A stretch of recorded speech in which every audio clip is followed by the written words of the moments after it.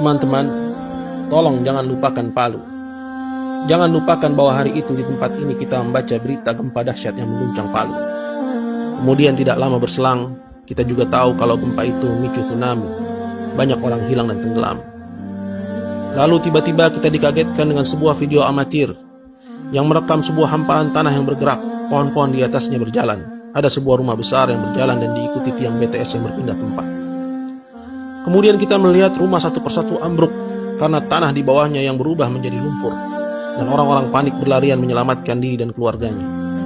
Teman-teman, ingatkah bahwa saat itu kita mengira kejadian itu di pantai, air laut yang naik ke atas. Tapi subhanallah, ternyata itu tanah yang mencair. Kok bisa?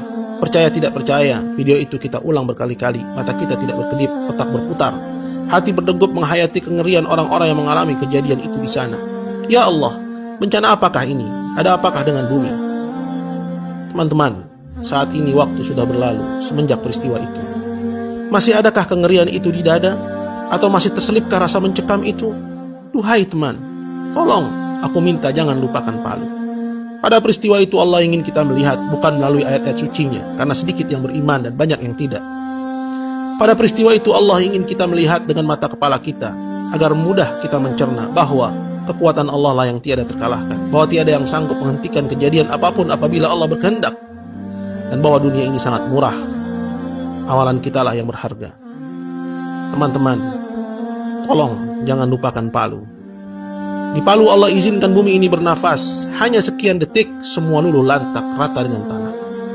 Belakangan akhirnya kita tahu ada pesta di Palu, pesta kesyirikan, ada musik, tabarruj, wanita-wanita menari, judi, zina di Petobo, bahkan LGBT kongres di sana.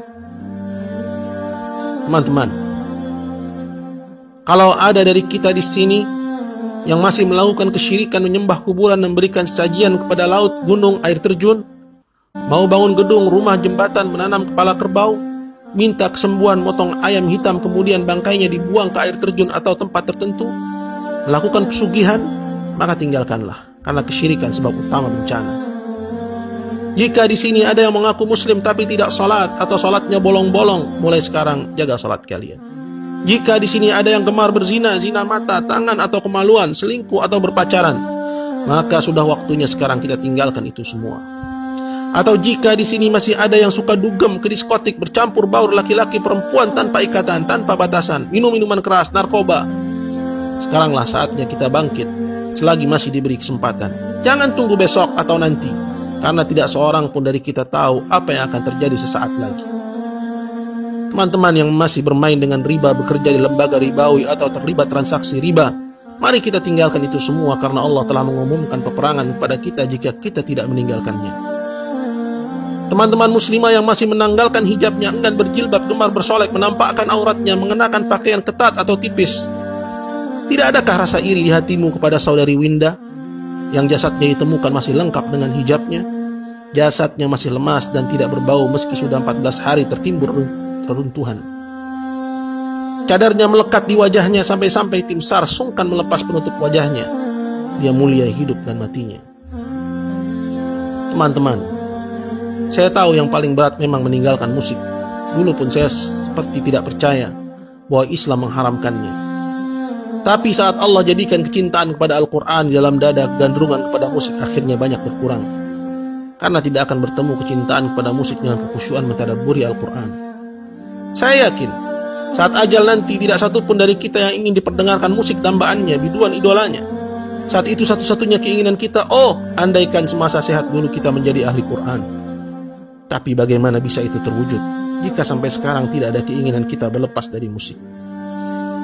Teman-teman, tolong jangan lupakan Palu. Itu cara Allah menegur kita agar segera kita kembali kepadanya, bertaubat dari segala macam dosa, bersemangat mempelajari agamanya dan mengamalkannya.